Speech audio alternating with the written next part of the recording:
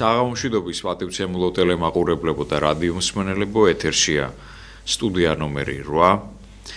თქვენ შეგიძლიათ დაგვიკავშირდეთ სპეციალურ ნომერზე და დაგვისვათ თქვენთვის საინტერესო კითხვები და გამოხატოთ თქვენი პოზიციები. შეგახსენებ სტუდიის ნომერს, ეს არის 557 88 55 88. დღეს საპატიო მიზეზით ბატონი ბექა თაუბერი კაპანაძე არ გახლავთ ჩვენ სტუდიაში. გადაცემას აუძღვები თქვენი მონამორჩილი თორნიკე კივილაძე და ტრადიციულად გადაცემის თანაწამყვანი და სტუმარი გახლავთ ბატონი ოთარ ჭიტანავა. მოგესალმებით ყველას. ბატონო ოთარ, სანამ პირველი ზარები შემოვიდოდეს, მოდით სანამ უშუალოდ საქართველოში მიმდინარე შიდა პრობლემებზე ვისაუბრებდეთ, დავიწყოთ საერთაშორისო არენაზე მომხდარი, ასე ვთქვათ, სიახლეებით. რა ინფორმაციას ფლობთ და როგორ შეაფასებდით მიმდინარე მოვლენებს?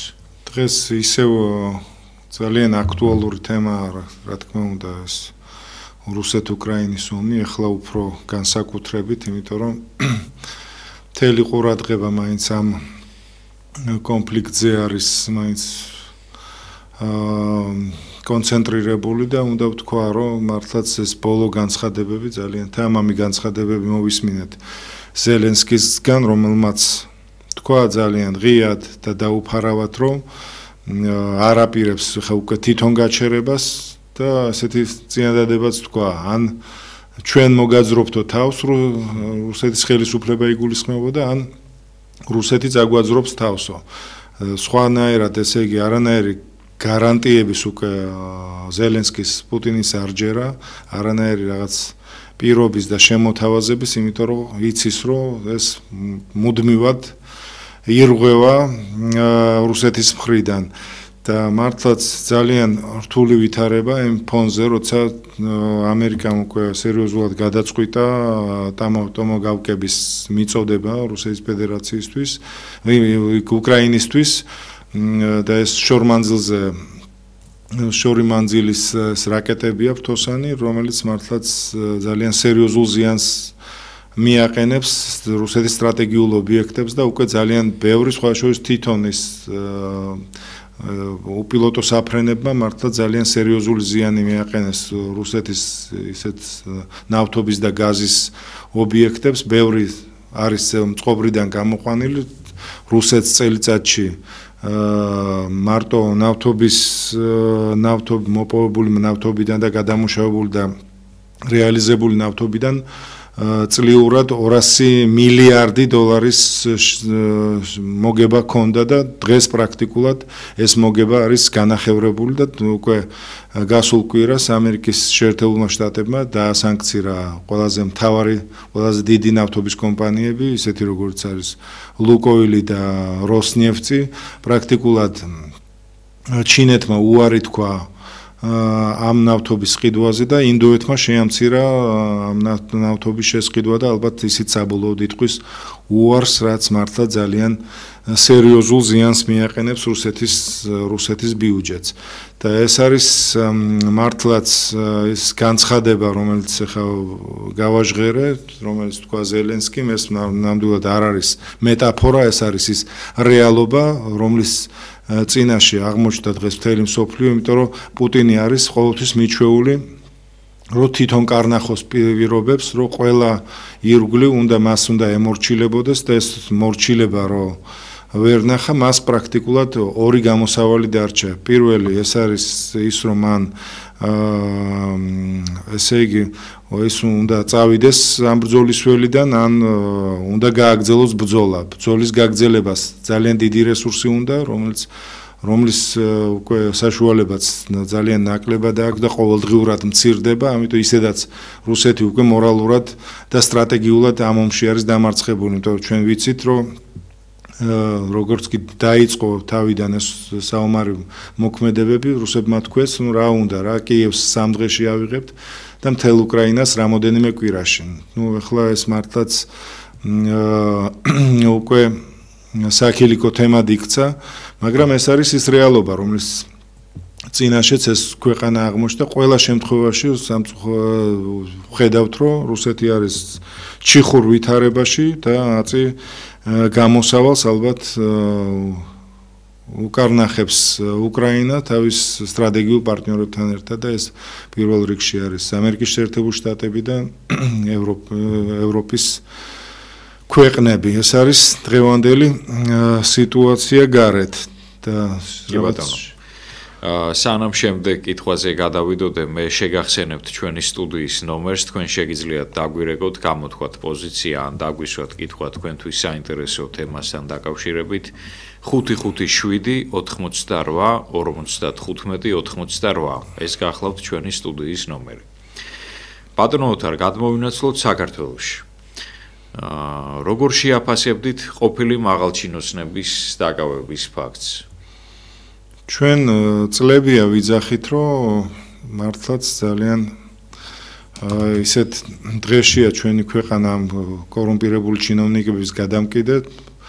გვახსოვს ხომ იმდინარე წელსაც უამრავი ესეთი გადაცემა გქონდა კორუფციასთან დაკავშირებით ჩვენს მეგობრებს ბატონი გია კორკოტაშვილის უიძახდა ამ ხელისუფლების წარმომადგენლებს გონი 4-4 კუჭი აქვთო და ისეთ ყავსო კლინიკებშიო ხალხიო ადამიანები რომლებიც შეუძლიათო ეს ოპერაციები ჩაუტარონო და ნუ არ ვიცი ხა ბევრ ოცნების მომხრეებს რატომღაც ეს არ ჯეროდა და შეუიარაღებელი თვალითაც ჩანდა ამათი ესე იგი გაღორების ეს ბოლო დროინდელი სიტუაცია, როცა რა ვიცი, ყველაზე ძვირად ღირებული მანქანებით ესენი დადიან, ამათ დეკლარაციებს რო შეხედოთ, ესე თითოეულს აქვს 5 ან 10 ბინა, მათი ჩინოვნიკები დადიან 8500 ევროიანი ჩანთებით, 50-100.000 ევროიანი საათებით, ნუ რა თუნდა ხო, ხა ამას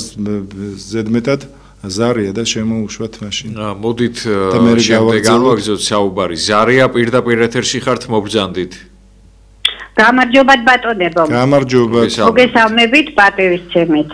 იცით მე პოლიტიკოსი არა ვარ, არც დიპლომატი, ერთი ჩვეულებრივი უბრალო ადამიანი ვარ და თუ შეიძლება ჩემს წინადადებებს და საუბარს დავამთავრებ და მე გამიკეთეთ კომენტარი. კი ბატონო. რასაკვირველია, ცოტა რადიკალურად განსხვავებული აზრი გამაჩნია იმასთან მიმართებაში, რაც თქვენ ახლა რუსეთთან დაკავშირებით თქვით. თქვენ ბრძანეთ, რომ რუსეთი მარცხდება. რუსეთი რომც დამარცხდეს, მე ვფიქრობ, რომ იგი არ არის დამარცხებული, იმიტომ რომ რუსეთი ხო მარტო არ იბრძვის. აქ ჩვენ ძალიან კარგად ვიცით და თქვენმა მსმენელებმაც კარგად იციან და მთელმა მსოფლიომ იცის, რომ რუსეთს ებრძვის ნატო და ამერიკის შეერთებული შტატები. 51 ქვეყანა ებრძვის რუსეთს ერთ ქვეყანას. ეს მსოფლიო ისტორიაში არ ყოფილა თქვენ ჩემზე განათლებული ბრძანდები და თქვენ ეს ძალიან კარგად იცით. მეორე მსოფლიო ომის დროსაც არ ყოფილა ის რაც ახლა ხდება. ჰიტლერიც არ კადრულობდა იმას, რომ ერთ ქვეყანას 51 ქვეყანა ებრძვის და რუსეთს ხომ არ უნდოდა აქ არც უკრაინის დამარცხება, უკრაინაში ხო ნახევარზე მეტი რუსი ცხოვრობს და უკრაინელებიც ხო ფაქტიურად გენეტიკური რუსები არიან, არა? მას უნდოდა აზოვის ბატალიონის ფაშისტების მოსპობა, რომლებიც აწყობდნენ ტერაქტებს რუსეთში და ხოცავდნენ რუს ბავშვებს, რუს ქალებს, რუსებს, იმიტომ რომ ისინი იყვნენ რუსები 8 წლის განმავლობაში. პუტინი ეხვეწებოდა ევროპას, ამერიკის შეერთებულ შტატებს, გააჩერეთ ეს ფაშისტები, გააჩერეთ ფაშისტები. არაფრით არ გაჩერდნენ და მე იძულებული იყო ეხლა რუსეთიც, მე იმას კი არ ვამართლებ, მაგრამ არაფრით არ შეიძლება იმის თქმა, რომ აი რუსეთი დამარცხდა და რუსეთი მართლა ორ კვირაში დაამთავრდა ამას. ტრამპმაც კი თქვა, ამერიკა და ევროპა რო არ ჩართულიყო, თქვენ ამ ბრძოლას 3 დღეში დაამთავრებდა რუსეთიო თვითონ თქვა ტრამპმა პუტინს და ეხლა ყველაფერში რუსეთის დაწინაშაულება ხომ არ შეიძლება, არა?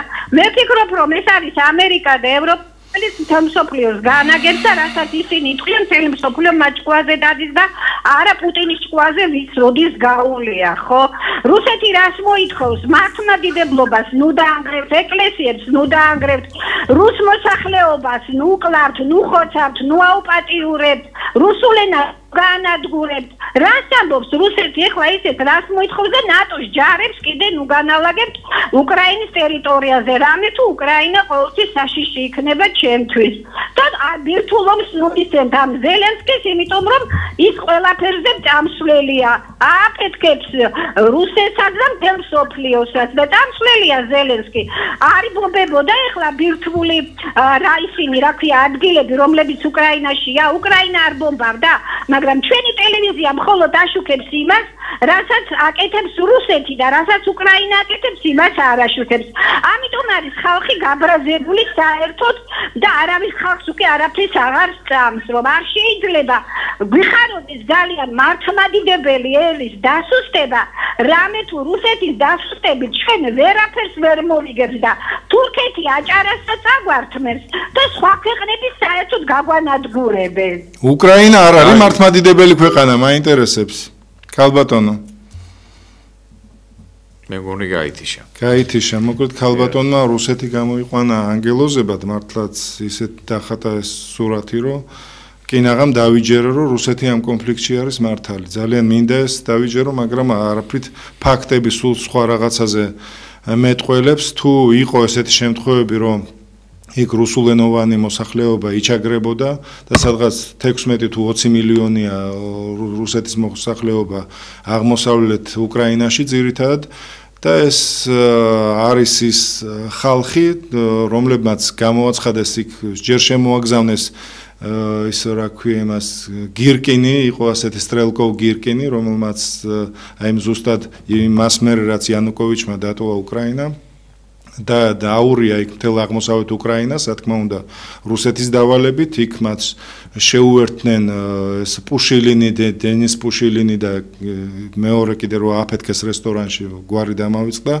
აი ეს ხალხი, რომლებიც თავის დროზე MMM-ის წარმომადგენლები იყვნენ რუსეთში, MMM ხო გახსოვს ის პირამიდა აფერისტების და მეორე ის პუშილინი, იმის რა ქვია, ქათმებს ყიდი და გრილი, ქათამი გრილი როა ხო ბუდკებში.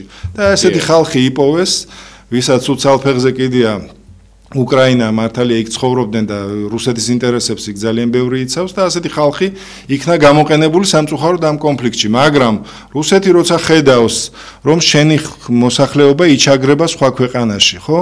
კეთილი ინებე და წამოიყვანე ის მოსახლეობა და ჩაასახლე რუსეთში. მადლობა ღმერთს, რუსეთს იმხელა ტერიტორია აქვს, ქალბატონო, რომ 5 რუსეთის მოსახლეობის ხელას დაიტევს საკუთარ ტერიტორიაზე. გასაგებია, ხო? ჩვენც ესე არ უნდათ აფხაზეთში და ცხინვალში მათ ცხოვრება აფხაზებს და ოსებს არ ვიცი კიდე ვის ვიღაცებს და ამიტომ გადაწყვიტეს მათ რომ ისინი უნდა იყვნენ დამოუკიდებლები რა კარგია რა ესე ჩვენი ტერიტორიების ხარჯზე ვიღაცებს მოუნდათ დამოუკიდებლები იგივე ხდება უკრაინაში კეთილი ინებონ ვისაც არ უნდა ცხოვრება უკრაინაში რუსეთში და საქართველოში აიღონ ჩემოდნები და 1 საათში იქნებიან თავიანთ ქვეყნებში საიდანაც მობრძანდნენ ხო რა ვის გაუგია ხა იმის გამო თუ რამოდენიმე 1000 ადამიანს არ მოსწონს ცხოვრება უკრაინაში ამიტომ უკრაინას ტერიტორიები წაართვას ეს რანაირი სამართალია ქალბატონო ნამდვილად არ მესმის და არ ვიცი თუ განგვიმარტავთ ამას უკეთ მე შემდეგში ძალიან დაგვავალებთ ზარია პირდაპირ ეთერში ხართ მობრძანდით ისაუბრეთ ისაუბრეთ პირდაპირ ეთერში ხართ, გაითიშა. დიახ, ჩვენ ვსაუბრობდით მაღალჩინოსნების, ოცნების მაღალჩინოსნების დაკავების შესახებ და შემდეგ ზარი გაისმა სტუდიაში და უპასუხეთ სხვა კითხვას. რომ გავაგრძელოთ ამასთან დაკავშირებით. ჩვენ წლებია ვსაუბრობდით, რომ ჩვენ ქვეყანაში მართლა ძალიან მძიმე სოციალური ფონია და უნდა დავეხმაროთ გაჭირვებულებს მარტო დედაქალაქში 100,000-ზე მეტი, ესე იგი სოციალურად დაუცველი და უსახკაროა ქვეყნის მასშტაბით, ესე იგი 700,000 კაცი სოციალურად დაუცველთა ბაზაშია და მეორე ზუსტად მაგრაოდენობის ამ ბაზაში მოხვედრას ითხოვს. წარმოიდგინეთ ჩვენი ხალხი, რომელიც თვეში აი ასეთ 30-დან 60 ლარამდე ღებულობს და ასეთ დღეშია და პარალელურად ამ ჩინოვნიკებმა როგორ აიწყვიტეს ვხედავთ ამას ჩვენ ვამბობდით ყოველთვის რომ ჩვენ ვითხოვთ უფასო სასადილოებს ბავშვებისთვის სკოლაში და ეს უნდა ანუ კვებას უფასო ესე იგი ტანსაცმელი რო კონდეთ სოციალურად დაუცველებს უფასოდ შეეძლოთ მგზავრობა ამისთვის ყოველთვის გეუბნებოდნენ რომ სახელმწიფო ბიუჯეტში თანხები არ არის ამისთვის და ამისთვის არის ხო თურმე რომ ესე იგი ეს ხალხი მთელი სახელმწიფო ბიუჯეტი პირად ანგარიშებზე რომ გადაიტანეს და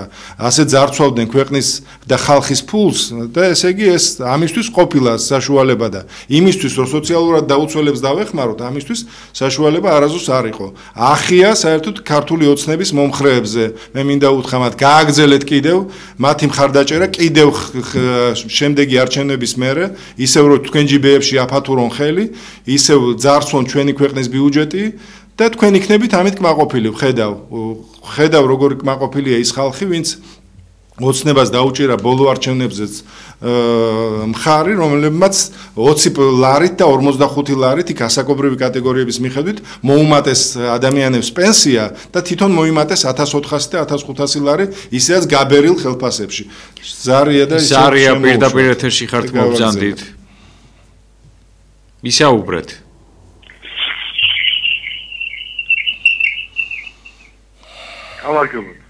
გამარჯობათ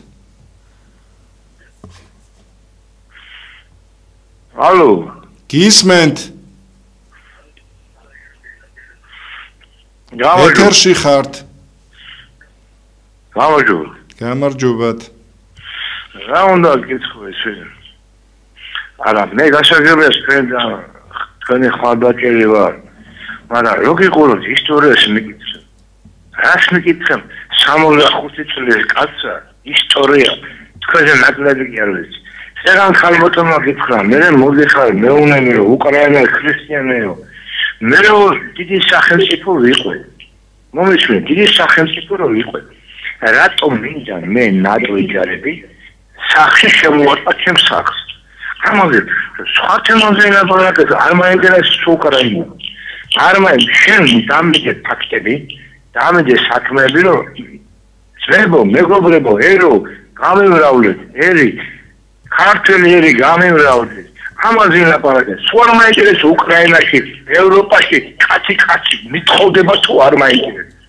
სულ არ მაინტერესებს. შეიძლება რა სამპირდები, რომ მე რომ მოხარ ხელისუფლებაში იმაზე ლაპარაკეთ. რომ აი რა არ ვიჭერთ ხარს და როგორ მოვიდეთ? მითხარი. იმაზე ეშვერთ ხილსა დავიღალეთ ამ თქვენი არ გვისმინოთ, გადართეთ რა სხვა არხზე, გადართეთ სხვა არხზე და არ გვისმინოთ. თუ დაიღალეთ, გადართეთ სხვა არხზე და ჩვენ რა ვილაპარაკოთ, როგორმე თქვენზე უკეთ გავარკვევთ ამას. ჩვენ ყველა თემას ვეხებით აბსოლუტურად. ვეხებით როგორც შიდა პოლიტიკურ პროცესებს, რომელიც ვითარდება საქართველოში, ასევე საერთაშორისო სიახლეებს, ვინაიდან ჩვენს მაყურებლის დიდ ნაწილს აინტერესებს არა მხოლოდ საქართველოში მიმდინარე მოვლენები, არამედ საზღვარგარეთ არსებული ვითარება. ზარია პირდაპირ ეთერში ხართ მობრძანდით. ისაუბრეთ, ტელევიზორს ჩაუწიეთ. ისაუბრეთ.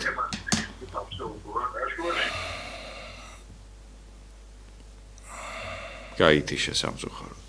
დიახ. ჩემი შემდეგი კითხვა იქნება ასეთი. ერთდროს ქართული ოცნების მიერ გმირებად დასახული პერსონები დღეს ანტიგმირებად წარმოაჩინეს. როგორ შეაფასებდით ამჟამინდელი ხელისუფლების საკადრო პოლიტიკას? არ ვიცი, მართლაც ძალიან მძიმე ვითარება ამ მიმართულებით, ესე იგი საკადრო პოლიტიკაში რომ სერიოზული პრობლემები იყო ეს წინა პერიოდმაც დაგვანახა, არც ერთმა პრემიერ-მინისტრმა თურმე არ ივარგა, ყველა იყო შეუფერებელი ამ თანამდებობისთვის, არც ერთმა ასევე პრეზიდენტმა.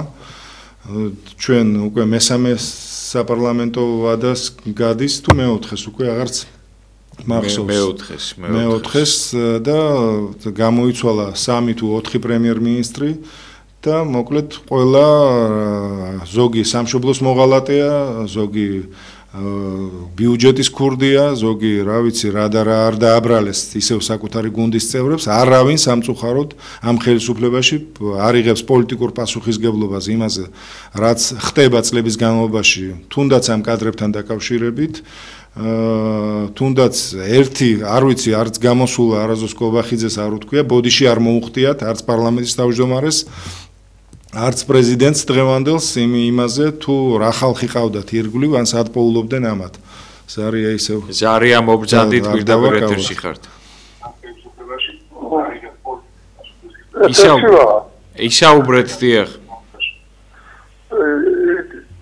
Tira ბატონოსა მე თქვენ საერთოდ ძალიან მომწონს გამოცდილებითი ხარ ყველანაირად ესე იგი ეს სამხედრო და სხვა ვერც ვერ გავწავდით და ერთი ეს მინდა დროებით პრატრო რუსეთმა ამოგვიტანა ყოველთვის გამწევდა საქართველოს ყოველთვის მოყოლებული ჩაწერილ ისტორიასთან ამ წარებს ყოველთვის საქართველოს არუსეთში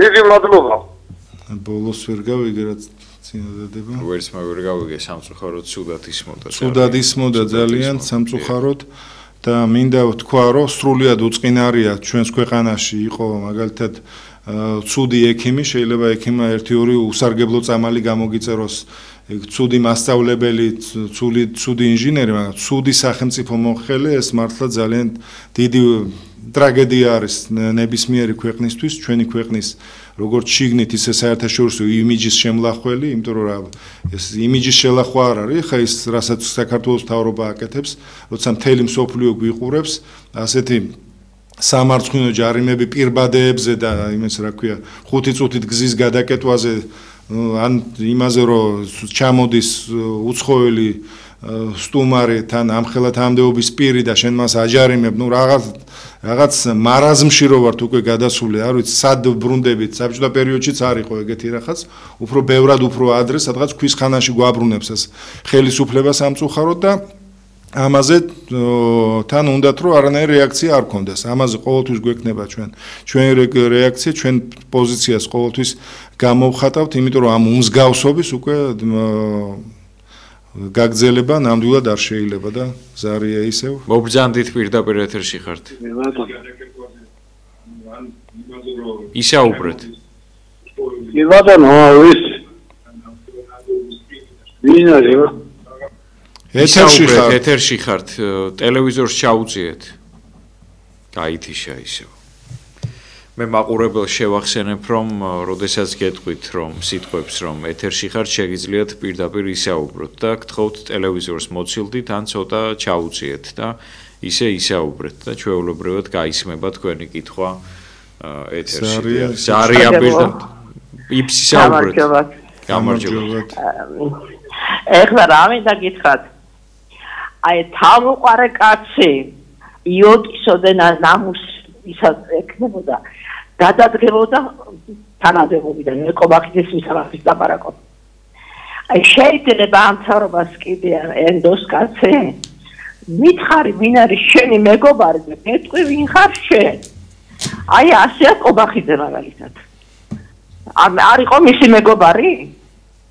როგორ გონიათ ახლა კობახიძეს და ნაკლებად ეკნება ეოქმოები და ეს გარიბაშვილი რომ მუშაობდა პრემიერად მაშინ იმ დროს ტარდებოდა RNG Gold იყო მაშინ შემოსული ეს კომპანია ეს აფერისული კომპანია და კვირაში მისგას იქ ვინც იცოდა ძალიან კარგად კვირაში 4 ტონა ოქრო გავიდა ქვეყნიდან 4 ტონა ოქრო ეხუმრები თქვენ ამისთან ქვეყანას მოხმარდა ახლა ეს გეთანხმებით გარდა ამისა კიდე ეს მანანა კობახიძე რომ უზით იქ იმაში საკონსტიტუციო სასამართლოში მაგას აქვს ბაზალტის ქვით აშენებული სასახლე ბაზალტის ქვა ეს არის უძირფასესი ქვა რომელიც სამხედრო სისტემაში გამოიხმარება აი ამაზე ხოს არავინ არ იღებს და კიდე რამდენი რამე შეიძლება გამოიცვალოს უკვე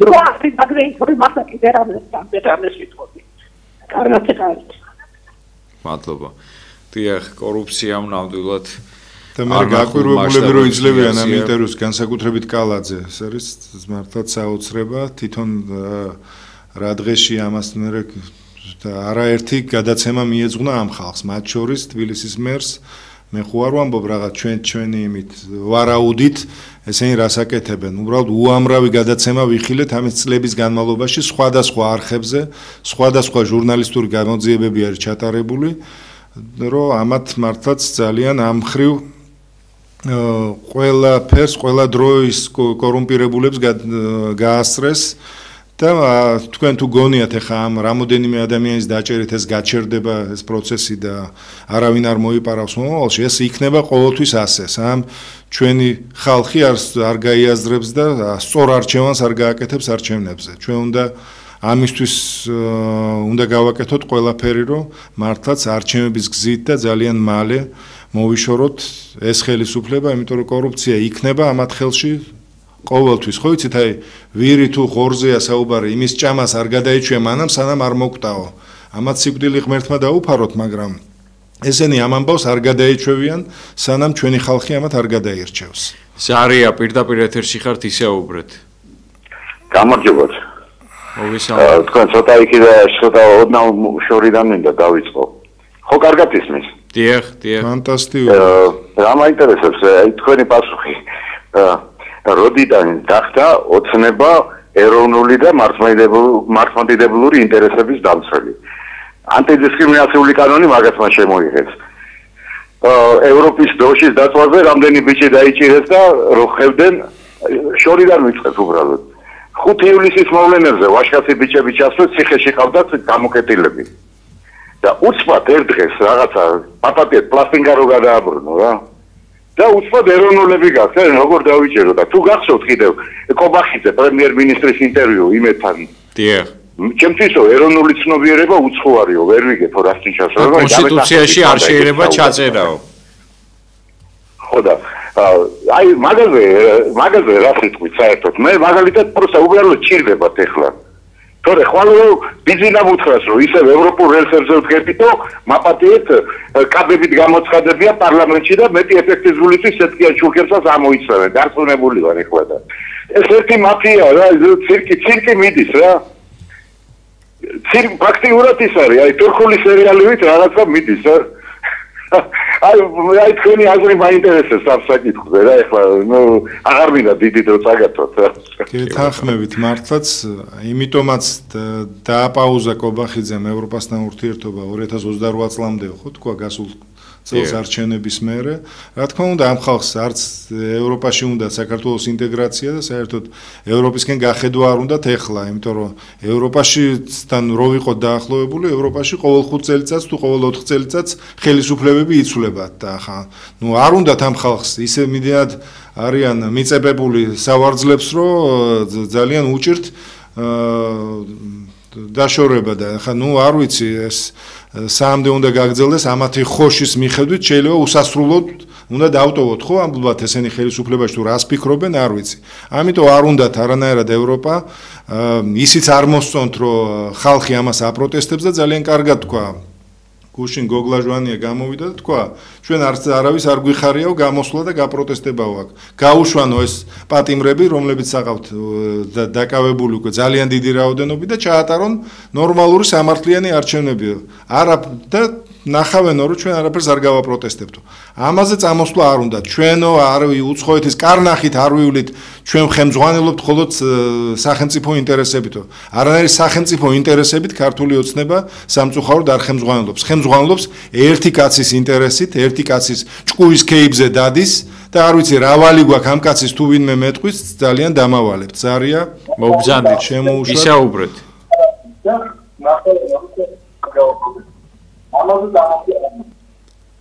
ისაუბრეთ პირდაპირ ეთერში ხართ. მე მგონი გაითიშა. დიახ.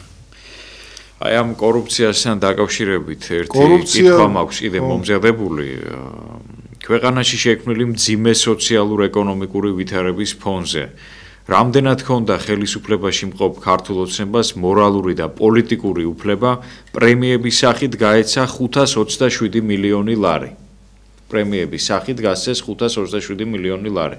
9 მილიარდზე მეტი ფაქტობრივად და აი რამდენად აქვს ამის მორალური და პოლიტიკური უფლება ხელისუფლებას ზოგადად რომ ასეთი გადაწყვეტილება მიიღოს იმ ფონზე, როდესაც ასეთი სოციალურ-ეკონომიკური დუხჭირი ცხოვრება არის ქვეყანაში შექმნილი. არ ვიცი, ამათ რო კითხო, მართლა ყველა საერთაშორისო რეიტინგებით პირველ ადგილზე არიან, ყველა მონაცემებით ეკონომიკურ პარამეტრებს აფრიალებენ ხოლმე, რაღაც ორნიშნა ეკონომიკურ ზდაზე საუბრობენ და როცა საქმეზე მიდგება, რომ მართლაც გაჭირვებულებს უნდა დავეხმაროთ, გაჭირვებულ ხალხს, უსახკაროებს მუნიციპალური ბინადმშენებლობა გამავითაროთ ქვეყანაში, დედაქალაქში, ამდენი ავარიული სახლია, ამდენი მშიერი ბავშვია ქვეყანაში, ამისთვის იმის საშუალება არ აქვს, რომ სახელმწიფო ბიუჯეტში თანხებს ვერ პოულობენ და როცა პრემიებზე და დანამატებზე და ძირითადად ძალოვან სტრუქტურებს ურიგებენ ამას იმისათვის, რომ ხალხი კარგად დაარბიონ და დაასახიჩრონ, ამისთვის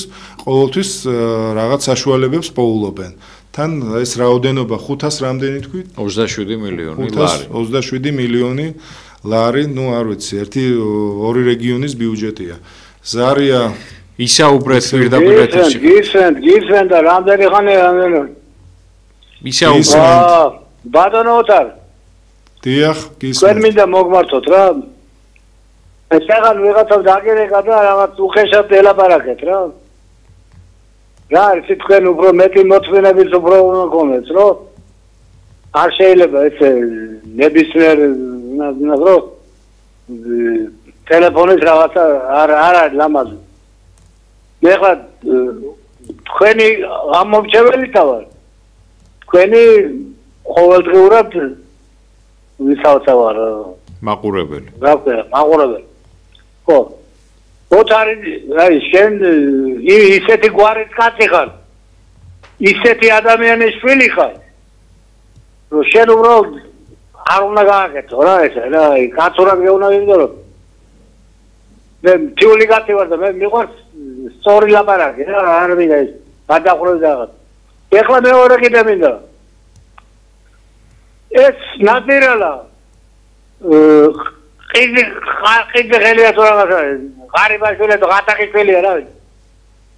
გატაჭერი არ არის.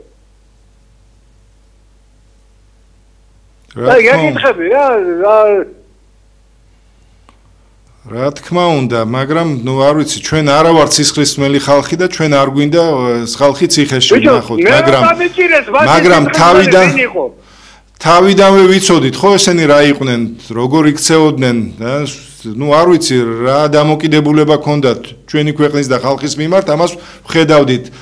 ყოველდღე მანქანებს იცვლიდნენ, ან რაჯიპებით დადიოდნენ, ან როგორ, ნუ რა ვიცი, რა იყო, რა სიმდიდრე, ან სად უხდიდნენ ამ თავის მეუღლეებს და ნათესავებს დაბადების დღეებს. მოკლედ ეს ყველაფერი ნანახი გვაქვს, ხო? შენ მაინც ახლა პატარა ბიჭი არ ახარ. გულქინდელი და ყრავდოთ, ამათი აი ის ვინას დღეს რო ის არის, ქალაქის მერია თუ რაღაც შემიყლია. უკაცრავად ძალიან გთხოვთ კორექტულად ვისაუბროთ პირდაპირ ეთერში. მე მესმის თქვენი ემოციები, ბატონო, ბოდიშს მოგიხდით, მაგრამ გთხოვთ რომ მაინც ეთერია და დავიცვათ ელემენტარული ეთიკის ნორმები. თუმცა იმ საკითხთან დაკავშირებით არის თუ არა ღარიბაშვილი დასაჭერი, გეთანხმებით რა თქმა უნდა, პირადად მე, ვინაიდან საქმე გვაქვს ძალიან მაღალი დონის ელიტარულ კორუფციასთან. ხალხს იჭერენ რაღაც პირბადეების გამო და იქ ეს რა ქვია, მორყეული ჭიშკარი რო შეაჯანჯღარეს, ნუ არ ვიცი, ხა ამის გამო გაუშვებენ ალბათ 8-9 წლით იმ პატიმრობას მიუჯიან და ხალხი რომელიც მილიონებს იპარავდა, ნუ მათ რა თქმა უნდა, ეხა ძველი კეთილგანწყობის გამო შეიძლება ესე გირაოთი გამოუშვან, ნუ ესეც არ მესმის როგორი სამართლიანი მართლმსაჯულებაა ჩვენს ქვეყანაში. სამწუხაროა ეს ამბები, მართლაც სამწუხაროა და ამის შესახებ ძალიან კარგად იცოდნენ იმ ქვეყნის იმ პირველმა პირებმა, რომლებიც დიდი დამწუხრებული სახეებით გამოდიან დღეს დაალაგებულები და თითქოს პირველად გაიგეს, რომ ესეთი ელიტური სისტემური კორუფცია არსებობს ქვეყანაში. ზარია ისაუბრეთ პირდაპირ ეთერში ხართ. ეხლა საღამომშვიდობის უფრო ხარ. საღამომშვიდობის. ხმა როგორ იყოს ეს გარდია? კარგად. ნორმალურად. ნორმალურად. ეხლა მე უკაც მინდა მიმართო. თქვენ გეუბნებათ რაღაც კორექტულად ისაუბრეთ, ეხლა რომ გავხსნელი იყო. და თვითონ რა კორექტული იყო ეხლა. აი საკითხავე ეგ არის. თქვენ მე არც მომიწვია არაფერი, ისეთი უპერძო სიტყვა, ყველაფერი დილობიან და ყველაფერი ნორმალურად საუბრობ. რაც შეეხება ეს პოლიტიკურ პოლიტიკას. ეს უბრალოდ ცნობილი კაცი ვარ, პოლიტიკა ძალიან მაინტერესებს. მიუხედავად პარლამენტარები მე ეხლა ბიზნესია. არ არსებობს პარლამენტარი, რომელსაც ფიქრის დამახმის და პოლის მოხოჭის დანაშაულებს წადი. ყველა პარლამენტარი ეხლა ვიცი აი ეს ფაქტულობრივად აბსოლუტურად ყველა ჩათასმელია. აი თქვენი თვითონაც შემოგვარდებო. უნდა სიწერავენო, პრემიებს სიწერავენ, იმას სიწერავენ, რა ქვია, დანამატებს სიწერავენ არყოფით და სოციალურად დაუცველი ვარ და საერთოდ რამდენჯერმე მომაწვეს არ მომიტანეს ასპრობიტი არაფერი. აი ხლა გამოგიწნებით, პული ავიხე. მოვიშლე 55 შემოხაზე საქართველოს შემოხაზე ის და რაღაც ხრიანი შემოხაზე რომელიც გამომიწვა. არ მაგათ არ შემოხაზე.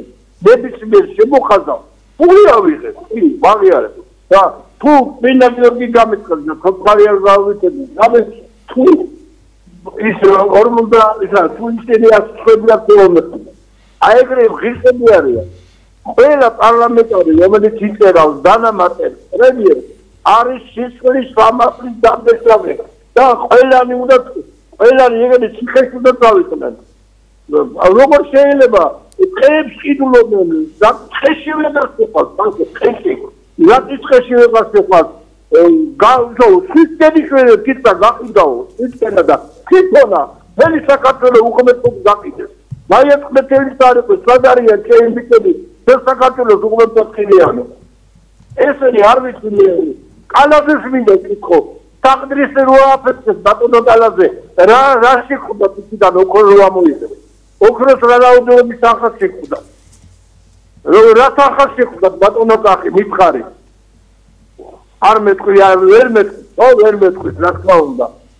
იქ კახეთი რო შეწირეს პატარა ბავშვი შეწირეს ამ ბოდიში და ბუნკურ პოლიტიკას. მისი გაკეთებული იყო 2 დღით ადრე თუ 1 დღით ადრე ბიზნესა სალამი ბავშვამდე პუნქტი. ეს ყველაფერი მიდის დედმის მიხედვითაო და მე ოთხი ბავშვი წააღწეს. ხელივისია უკვე კარგად ახდებით ცოტა. არ შეიძლება ესენი არიან სისხლის სამართლის თალკე სამშობლოს გაყიდველები. აღარ დარჩა ადგილი არაბი, ირანელი, პაკისტანელი, თურქი, რა ვიცი. თუ ყველაფერი გაყიდო. ქრისტიანი შეიძლება ხახო თვითონ ანგელობები არიან. პარლამენტარებო წყალო მამებზე აწყვილი ხარ გველის ღამებზე ხალხი კი არა თურქნო ხარ თურქნო ჰუმანიტარული დახმარების და კანდიდატის ყველაზე დიდო კურსნო კარგად იყავით გაიხარეთ გეთანხმებით ყველანაირად მართლაც საგანგაშო ვითარება ამასინათ ისიც გავიგე ერთლარად ის რა ქვია პაპუაშვილს შეუძენია 100,000 კვადრატული ტყე იმაში კახეთში და ნუ ახლა ეს თუ მართალია ну машин არ ვიცი რა. აი გუშინდო გადაცემაში რომელშიც მონაწილეობდით მე და ბატონი ბექა თაუბერი კაპანაძე გავაჟღერე რომ პატრიარქმა თქვა რომ არც მეფეს, არც პრეზიდენტს, არც მაღალი თანამდებობის პირს, არც პატრიარქს არ აქვს იმის უფლება რომ გაასხვისოს ქართული მიწა და ამაში არ იგულისხმება მხოლოდ ქართული მიწა, ამაში იგულისხმება ის სახელმწიფო რესურსები რომელიც გააჩნია საქართველოს და ტყეების ასე ერთლარად გადაცემა ფიზიკური პირებისთვის, იმ ფიზიკური პირებისთვის, რომლებიც მაღალ თანამდებობებს იკავებენ, ბუნებრივია არის ძალიან დიდი დანაშაული და ჩვენ გვახსოვს რომ ისინი აქამდე კიცხავდნენ იმ ადამიანებს, რომლებსაც ერთლარად ჰქონდათ მიღებული გარკვეული ტიპის ქონება და ახლა თვითონ ჩადიან ამას. ჩვენ ფიქრობდით რომ მართლაც ახლა მაინც მოეგებოდა გონს ხელისუფლება და გადახედავდა აი ურთიერთობას იმ კომპანიასთან, რომელიც დღეს 6.9 მილიარდის ჩადებას აპირებს ქვეყანაში. ზარია და მე გავაგზავნებამ თემას და შემდეგ ვისაუბროთ. ისაუბრეთ. ბატონებო, მე ერთი მოხუცი კაცი ვარ, 80 პატრიცა. 12 წელი ვიმუშავე ქალაქის საბჭოში. ცოტა ბუხრაშვილი იყო მაშინ ქალაქის საბჭოს თავმჯდომარე. და შედა ქალაქი. ყველაფერი გააკეთა იმისათვის, რომ ხალხს შვიდად ეცხოვრათ ამ ქვეყანას. ივანიშვილი სანამ არ დაათავრეს თავის აღბოდვას, სანამ არ გააქცევთ ან დაიჭერთ მაგას, არაფერი არ ეშელება ქვეყანას. ივანიშვილი და კობახიძე სხვადასხვა და თქვენი ტელევიზიით ვაუცხო, რომ იუდა კობახიძე იყო, რომელიც 26 კომისნების თავმჯდომარე იყო დაახვრიტეს ის კაცი. შევარდადეს დროს დაახვრიტეს მე წინააღმდეგი ვარ რა თქმა უნდა. ყოველგვარი დაახვრიტესა და კულირების პარა. რამდენი ხანი უნდა უცადოთ ამას რომ ესენი გაშავდნენ აქედან. ასე ლაპარაკით არ გამოვა რაღაცა უნდა მოიფიქროთ. რაღაცა უნდა გავაკეთოთ რომ ესენი დავამთავროთ თორე ივანიშვილი სამუდამო პატიმრობაში არის ღირსი. იმიტომ რომ პარიხوانას რეალიზაცია პაგადა რა ქვია ის არის ჯაფარიძე მაგათ ინგლისიდან მიიღეს 4 მილიონი ფუნტ სტერლინგი და გააკეთეს ის რომ ყველაფერს აქვს თავისი ზრობა და წონა. რო არა ეს ჯაფარიძე და ივანიშვილი ამდენი დაბოლილი ახალგაზრდობა რო დადის ამ ქუჩაში არ იქნებოდა ეს. გეუბნები თქვენ რომ სანამ არ მოხსნდება ივანიშვილი და კობახიძე და კიდე ბევრი არიან მოსაშორებელი. არაფერი არ შეიძლება ამ ქვეყანას. უვირია ჩვენი ლაპარაკი რომ არაფერი არ შეიძლება იმიტომ რომ ეს კაცი არის მოსული მოგზავნილია უბრალოდ როგორც აგენტი სეროს აგენტია ეს კაცი და იმ სეროს აგენტის დავალებით ასრულებს თავის მოვალეობას. დიდი მადლობა. სამწუხაროდ ესეა ვეთანხმები ჩვენს ტელემაყურებელს მართლა ძალიან უსინდისო ხალხს ვენდეთ რომლებმაც ბევრ სიკეთეს დააპირდნენ ჩვენ ქვეყანას და ნამდვილად ვერ წარმოვიდგენდი რომ ესე მესამე ვადით არჩეული ხელისუფლება ასეთ დღეში ასეთ რთულ ვითარებაში ჩააგდებდა ჩვენ სამშობლოს როცა სადაც არ უნდა გავიხედოთ ყველგან პრობლემა და ყველგან გაჭირვება დიასახლისებს გამოაქვთ თავისი ნალოლიავები ნივთები და ზოგი მშრალ ხიდზე ყიდის და ზოგი სადგურთან და ზოგი მეტრო შესასვლელებთან ეს რა უბედურება შეგვიძლია გავიაროთ მშრალ ხიდზეც ვარკეთილის მეტროსთან რა ხდება გდანის მეტროს ჩასასვლელებში ნუ ეს არის უბედურება ხალხი ამ უამინდობაში და მაგარ სიცხეში და ცუდ ამინჩი კარგში ესე იგი ყველგან ასე გარეთ საშინელ პირობებში უწევთ მუშაობა და რაღაც თავისი ნივთების გაყიდვა იმისთვის რომ თავი შეინახონ კომუნალურები გადაიხადონ ან მედიკამენტები იყიდონ. აი ასე დღეში ჩააგდო სამწუხაროდ ამ ხელისუფლებამ ეს ადამიანები და ამასაც არ დაჯერდა, ეხა რასაც აპირებენ ეს არის მართლაც იქნება სრული კატასტროფა ჩვენი ქვეყნისთვის, იმიტომ რომ ჩვენი ქვეყნის მოსახლეობის უკვე 10% პრაქტიკულად ამასთან დაკავშირებით არის უცხოელი და ეს ამ ციფრამდე გაიზარდა ბოლო 5 წლის განმავლობაში ჩვენ თუ კიდევ დიდხანს უყურეთ იმ პროცესებს რომელიც მიმდინარეობს ჩვენს ეკონომიკაში ალბათ დარწმუნებული ვარ ეს ციფრი გაორმაგდება 300,000 კაცი უკვე გასულია ბოლო 5 წლის განმავლობაში უფრო მეტი ბოლო 5-10 წლის განმავლობაში ქვეყნიდან შემოსულია 267,000 უცხოელი რომელსაც აქვს აქ ბინადრობის უფლება რომლებიც აქ შეიძინეს ქონება ესენი არიან ძირითადად ირანელები პაკისტანელები რუსები ინდოელები და პრინციპში ის ესენი ენაცვლებიან ჩვენ სამუშაო ძალას და ჩვენი ხალხი ხე იძულებულია ამის გამო ქვეყანა დატოვოს და სადღაც სხვის ბავშვებს მოუაროს საზღვარგარეთ, სხვის მოხუცებს და სხვისი თებშები რეცხოს და სხვაგან წავიდეს რაღაც მათ შორის კრიმინალის ჩასადენად, ხო?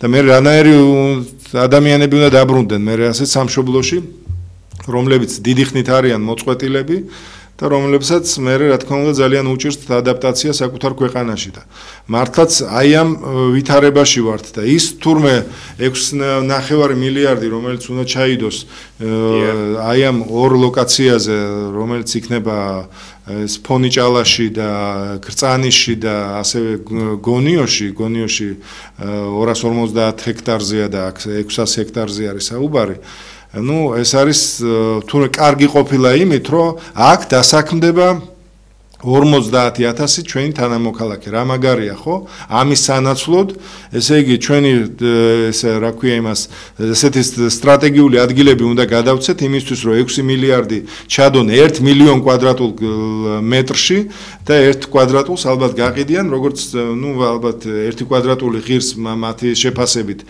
$6,500, იმისათვის რომ კომერციული მოგება მიიღონ ამ კომპანიებმა, რა თქმა უნდა, ამ თანხას გააორმაგებენ და სადღაც $10,000 უნდა შეიძინოს თურმე მყიდველმა ის აპარტამენტები, ის ბიზნესები, არ ვიცი, რაც იქნება იქ ბევრ რაღაც საინტერესო რაღაცას ჩავდებთო, იძახიან ეს MRI-ის წარმომადგენლები და მე სულ კითხვას მაინტერესებს საქართველოში გეგულება ვინმე ვინც 10-12,000-სად იყიდის კვადრატულ მეტრს და ამას ისევ შეისყიდიან უცხოელები გონიოში ისევ ესე იგი ამისთვის დაჭირდებათ ისევ თავისი ხალხი ისევ არაბულ სამყაროს მოუხმობენ და არ ვიცი მე საკუთარ სახში ვიქნებით სამწუხაროდ სტუმრები აი ეს პერსპექტივა გაგვიჩინა ამ ხელისუფლებამ და ნუ არ ვიცი ხა თუ ვისაც მოსწონს მოეწონოს და ჩვენ არაზოს არ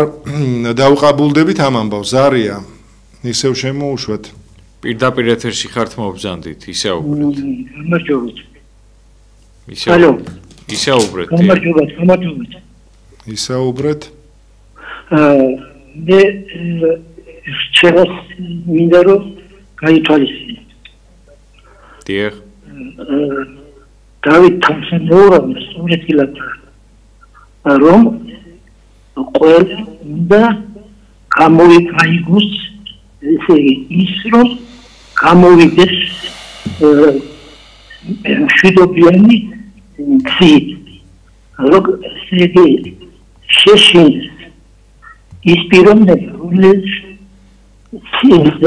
ციხეში დაიწერეთ და ისინი ძალით რაღაცებს აკეთებს ამიტომ ორი სეზონი უნდა იყოს კონსტიტუციაში შეტანილი რომ მესამე და მეოცე აღარ აიჩინე ხო აი ეს არის მოსავალი კარგით გასაგებია ბატონო თქვენი პოზიცია კი ბატონო საინტერესო პოზიცია ანუ აქ არის საუბარი რომ ორი ვადის შემდეგ აღარ კონდეს პოლიტიკურ ძალას ძალიან სწორია ვეთანხმები ამას იმიტომ რომ ყველა ხელისუფლებას საქართველოში ძალით მოუწია თავისი ესე ხელისუფლების დატოვება და ეს მართლაც ძალიან კარგი პრეცედენტი იქნება ხელისუფლების ცვალებადობის თვალსაზრისით და ეს ალბათ პრაქტიკაზე ნუ შესატანი იქნება რა თქმა უნდა კონსტიტუციაში ცვლილება და ამას გააკეთებს ნორმალური ხელისუფლება რომელიც ჩვენ უნდა ავირჩიოთ და არა ეს ხელისუფლებაზე ფულზე და რაღაც ძალაუფლებაზე დახამებული ადამიანები რომლებიც უკვე ბატონო რაღაც წუთნახევარი დაგვჭირდა და 2-20 სიტყვით რომ მოგვახსენოთ განათლების რეფორმაზე ანუ რამდენად სწორი რეფორმა დასახა ამჟამინდელმა საქართველოს ხელისუფლებამ ამასთან დაკავშირებით არ ვიცი ეს ვისი ნაფიქრალია ან საერთოდ აკადემიურ წრეებია მე მგონი არც არ ყოფილა აკადემიურ წრეებში ამის განხილვა მე არ გამიგია არც უნივერსიტეტში არც მეცნიერებათა აკადემიაში ბევრი რაღაც ძალიან საინტერესო შეიძლება იყოს რომ მართლაც არ შეიძლება ქვეყანაში 85% სტუდენტობის იყოს თავმოყრილი მხოლოდ საქართველოს დედაქალაქში და ძალიან სუსტად ვითარდებოდეს უმაღლესი სასწავლებლები რეგიონებში პირიქით სწორია იმ თვალსაზრისით რომ რეგიონებში უნდა გავაძლიეროთ რეგიონალური უნივერსიტეტები მაგრამ ის რომ ერთი ფაკულტეტი და ერთი უნივერსიტეტი უნდა იყოს ესეც რაღაც ჩემთვის არის აბსოლუტურად მიუღებელი ისე როგორც არის მიუღებელი 12-11 კლასიან სწავლებაზე გადავიდეთ იმიტომ რომ ჩვენ ვართ შეერთებული ბოლონიის პროცესს რომელსაც შეუერთით 2005 წელს და იქ ერთ-ერთი მთავარი ვალდებულებაა რომ საშუალო განათლება უნდა იყოს 12 წლიანი თუ გვინდა რომ ის ბავშვები რომლებიც დაამთავრებენ უმაღლეს სასწავლებელს მათი ატესტატი იყოს აღიარებული და მათ შეეძლოთ თავისუფლად ნებისმიერ უცხოურ უნივერსიტეტში სწავლის გაგრძელება. ეხლა ეს კობახიძე რო გვისაზღვრავს ბავშვებმა ეს აქ დაამთავრონ და მე სხვაგან გადაიტანონ და ამ გადატანას ქვეყნის ის რომ უნდა კოლეჯი დაამთავრონ იქ უცხოეთში და ამას სახსრებთან რო არის დაკავშირებული და ამ გაჭიროებულ მოსახლეობას ამის თავი რო არა აქ ამას ეს უბრალოდ ეს ავიწყდება სამწუხაროდ და ეს აუცილებლად გასათვალისწინებელია და რატო ვქნით დამატებით ბარიერს არ მესმის იმისთვის რომ გაურთულოთ უფრო მოსწავლეებს ესე იგი შემდეგ საფეხურზე გადასვლა და უმაღლესი ჩაბარება უცხოეთში. კი ბატონო. დიდი მადლობა ყურადღებისთვის სვირფასო ტელემაყურებლებო და რადიო მსმენელებო. მადლობა ბატონ ოთარს, მადლობა ჩვენს ტექნიკურ ჯგუფს. უკეთესი ხვალინდელი დღის იმედით გემშვიდობებით. გაიხარეთ, კარგად ბრძანდებოდეთ.